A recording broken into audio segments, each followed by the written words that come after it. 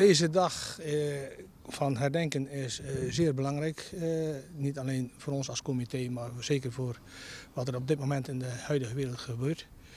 We hebben niet alleen het herdenken van onze dodelijke slachtoffers in de Tweede Wereldoorlog en alle verschrikkingen daarvan. Maar ook de actualiteit op dit moment, wat er in Europa gebeurt, wat er in de wereld gebeurt. Oekraïne is daar een voorbeeld van, Sudan, Jemen en ja goed, zo kan je nog wel een aantal landen opnoemen waar op dit moment gewapende conflicten of oorlogen zijn. Dus herdenken blijft altijd belangrijk. Als wel te beminnen, want als ik geef, zal mij gegeven worden. Als ik vergeef, zal mij vergeven worden.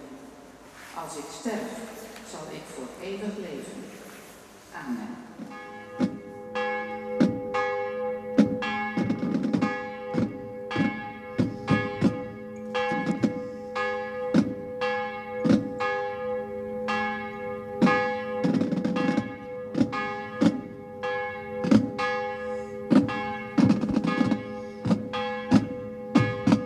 Ik heb in militaire dienst gezeten, dus ik heb wel aan mijn maten gedacht, dat zeker.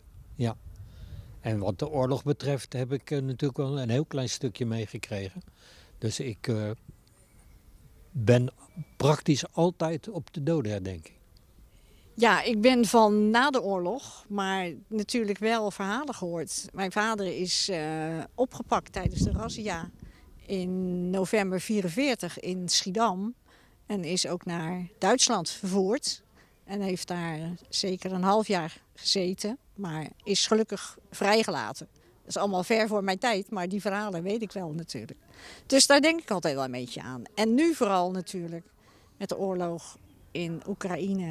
Ik vond het heel mooi dat dat meisje zowel in het Nederlands als in het Oekraïens haar verhaal vertelde. Самотності і смерті несе в собі це слово. Maar wij geven niet op.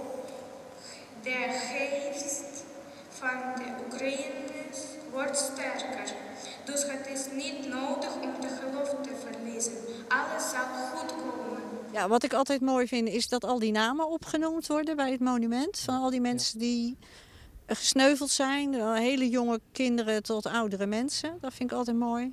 Even bij stilstaat wat er allemaal gebeurd is en wat er nog steeds gebeurt. We krijgen alleen positieve berichten over de herdenking en de stille tocht. Met name dat dat toch een speciale sfeer heeft aan deze herdenking. Wij zelf zijn natuurlijk uiteraard ieder jaar bezig met deze herdenkingen. We doen hiernaast ook herdenkingen op 15 augustus en op het eerste weekend van november. Dat staat allemaal in teken van het herdenken van de Tweede Wereldoorlog en 15 augustus de Indië-herdenking. Daarnaast doen wij schoolprojecten om de jeugd te laten kennismaken met de Tweede Wereldoorlog. En de oorlogen daarna, ook veteranen, laten we daar een bijdrage aan geven. We hebben de mogelijkheid geboden om deze herdenking te laten opnemen. En via een website van de kerken kan die gevolgd worden. Dus mensen die slechter been zijn of thuis willen blijven, kunnen ons hier opvolgen. We hebben wat liedjes gezongen. En dat was eigenlijk best heel ingetogen, maar heel mooi. 4 mei is natuurlijk een dag, die moet je natuurlijk altijd blijven herdenken. Ondanks het feit dat het al zo lang geleden is. Voor de mensen die nog leven, voor de mensen die dus slachtoffer geworden zijn van die oorlog. En herdenken en gedenken is denk ik gewoon iets dat aan de generaties doorgegeven wordt.